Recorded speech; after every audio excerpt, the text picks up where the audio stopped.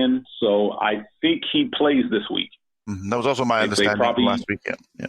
They probably put the jacket on him to protect the ribs because they are cracked,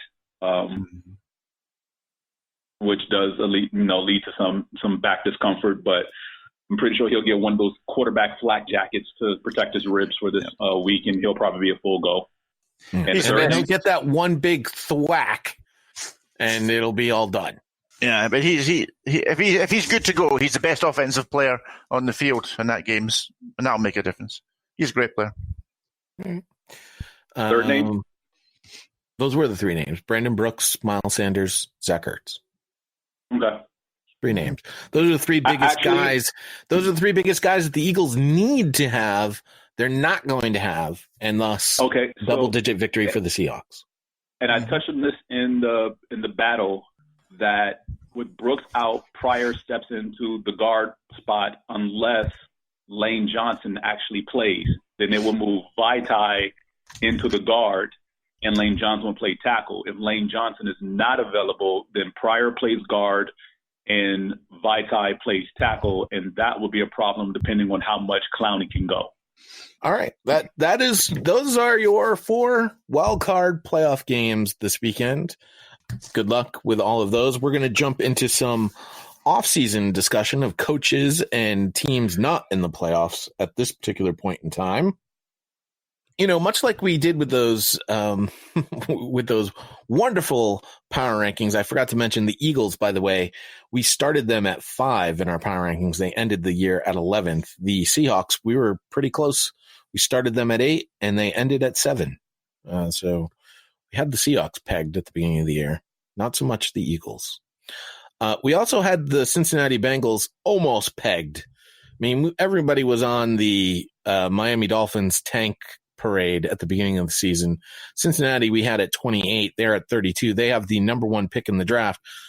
Neil, your team, we had at 29 at the beginning of the season. They finished at 31, and it is official. I mean, you guys got rid of the old and brought the new in rather quickly. You have hired Ron Rivera as your new head coach.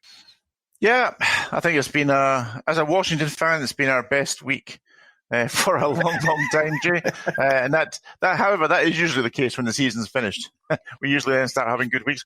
We got Riverboat Ron's in there, and I like him. He's all right. He hopefully is going to bring a more professional and dignified attitude to the Washington Redskins after years of really behavior that's put a lot of fans off. You can see every week when you see them at home, or every second week, their stadium is half empty because nobody really cares.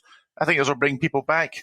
We seem to have settled down with a quarterback now, a young lad we can sort of develop, and then hopefully he'll become a quarterback that can lead us to some success.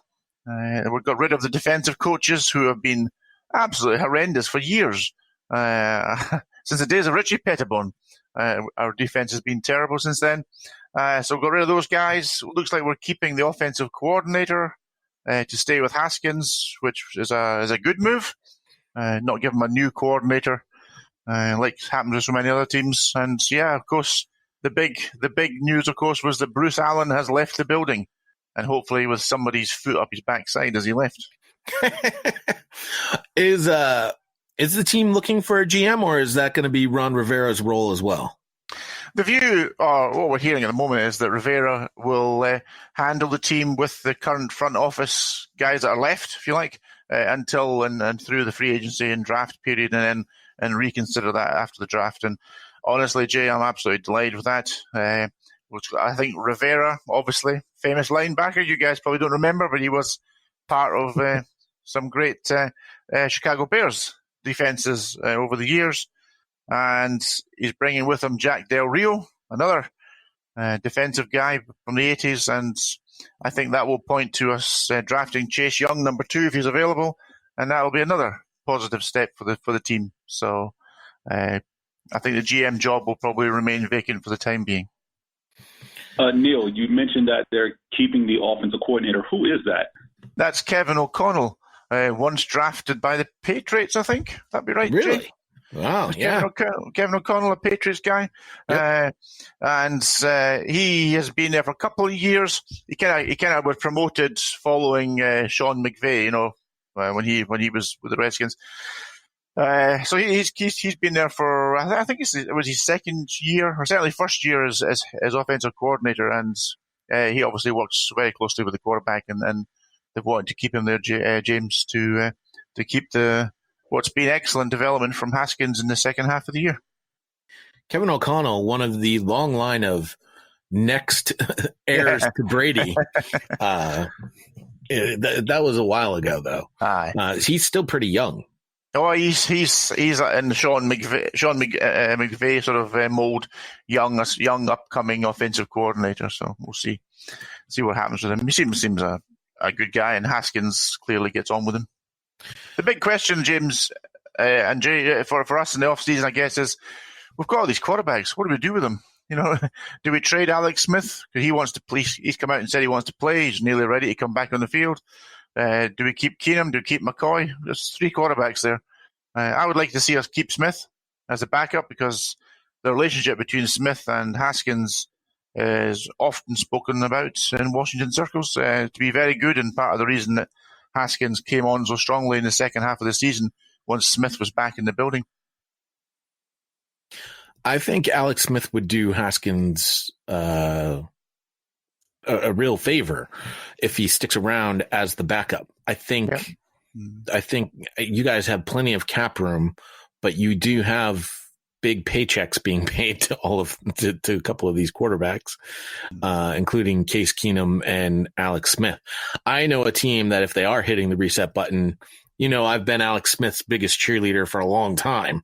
I would gladly take Alex Smith as the Tom Brady replacement, although I do have concerns of how far that leg is at this particular point in time. I mean, that was supposed to be a career-ending injury that, I've watched the videos online. I mean, he went through a heck of a lot to get that leg back into shape. Yeah, he's only recently been back at the facility, actually working out, properly as an athlete. And we've all seen the ups and downs of that brutal injury that, of course, nobody could have predicted. So whether he comes back and plays, whether there was talk that he and Snyder were talking about him coming back as a coaching or a front office guy. So we'll see what happens with him. It's good to see him up and about and at least ready to try and play again. Whether that works out or not, that's a different question. But it's great to see him doing that. And Nick always speaks very highly about how much he helped Mahomes in that first season and shared information and help and guidance as a young quarterback. So good guy to have around. And you want to have good guys in your organization, don't you? Because you have good guys in your organizations, they tend to attract other good guys. I do think Case Keenum will find another team. I think he wants to be a starter. I don't think anybody wants him to be their starter. No. And Colt McCoy has been a career backup. Unless he costs too much money, I don't see any reason why you would get rid of him. Well, the issue with him, of course, is he was very much a Jay Gruden guy. Very much of that system. So he might, wherever Jay Gruden ends up, he might end up being there. If Jay Gruden ends up anywhere, I saw reports that Jay Gruden's having trouble finding work. Yeah, no wonder. Yeah, because Jay Gruden bombed miserably in Washington. There's something to be said that when you have two talented quarterbacks and you are hell-bent on forcing them to play in your system, instead of redesigning your system to accommodate them. And this is a new era in football, and we touched on this on Sunday's recap, me and Ron, is that 30 years ago in the 80s, you draft a quarterback, you force him to play the system that you already have in place. This is a new era where teams are acquiescing somewhat and bringing a lot of the college-style offenses to the pros to accommodate a lot of these high draft picks, especially anyone drafted in the first round, and mold the way they play offense around these quarterbacks. And Jay Gruden is just one of those guys who just didn't want to get on board with the way the regime was changing as far as coaching quarterbacks in the NFL. And for him to to fail miserably with Robert Griffin III and then not even try with Dwayne Haskins says a lot. So I don't think he gets a head coaching job anytime soon. Mm-hmm. Yeah, I couldn't agree more with that analysis. Spot on. That must have been what Ron said, was it?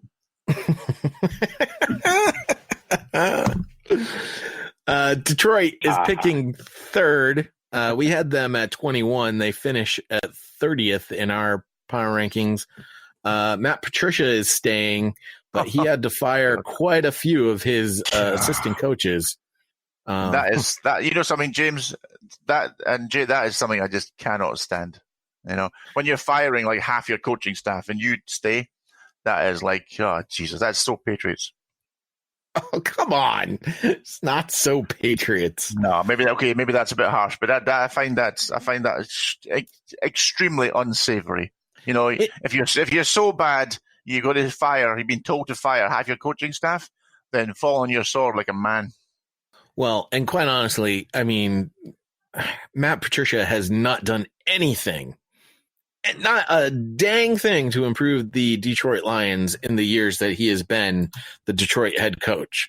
I mean, he had a hard because he lost his quarterback this year, but you can let him off with that. But see, at the end of the season, James, not really. He lost his quarterback at like week 9 or 10. It was week or two before Thanksgiving. He lost his quarterback. Matthew Stafford was having a good year too. Yeah. They weren't winning games though. What I'm saying is, if you saw the Detroit Lions in the last few games of this year, they were just they'd already mailed it in. Most of them were coming on the field with their flip flops on. It's I mean, I would definitely say Matt Patricia does not have another year after next. If the Lions are still just as bad next year, they're going to be in a similar position. I would say too that this is a team looking for a quarterback in the draft. James, I think it's different. You look at the Detroit Lions. You tell me what. If you look at the Patriots and you say short range passing team with a really strong defense. Okay, that's kind of been how they've been all these years. Yeah, really, always that. And they've got some sort of identity. And I look at the Detroit Lions and I ask myself, and I look at my own team as well and say, what's our identity? We don't have one. And teams who don't have identities, they don't go to the playoffs. The Lions don't have an identity. What's the Lions' identity? What is it, Jay? They were supposed to have a strong defense, but, I mean, when you have teams with offenses like the Vikings, like the Packers, they don't consistently stop those teams, and they get 2 cracks at them during the season. Even when fully healthy, they don't stop them. I mean, you have Darius Slay, who's probably one of the better cornerbacks in the league, but the rest of this defense doesn't step up and perform. And that falls on Patricia, whose specialty was defense, which is presumably why he was hired, because supposedly the offense was set when they drafted a running back. You can have success if you have an identity. Look, even if you're a boring team. Look at the Tennessee Titans. We all know they're all about big offensive line, and they're going to thump that ball at you, and they're going to take shots downfield. And they always failed because Mariota couldn't take shots downfield. Now their yards per attempt has probably doubled since Tannehill came in, and that marries perfectly with their identity of being a big thumping team. Like Mike Vrabel's there, and he wants to run that ball in your face and run you over, and that gets you a long way if you have that identity, even if your players aren't maybe the greatest players in the league. All right. The next team is the New York Giants, who will be looking for a new head coach. We had them at 30th in our power ranking, so we weren't far off on the Giants. They did finish at 28th in our power rankings. I thought that was a little odd. Why? Because they moved up. Oh, see. All right. So the Giants looking for a new head coach. They are currently attached to everybody's favorite offensive coordinator, Eric Bieniemy, Joe Judge, the Patriots special teams coach, Don Martindale, the Ravens defensive coordinator, and Joe Brady, the co-offensive coordinator at LSU. Mike McCarthy, who is on everybody's the 3 teams that are currently looking for coaches radar right now.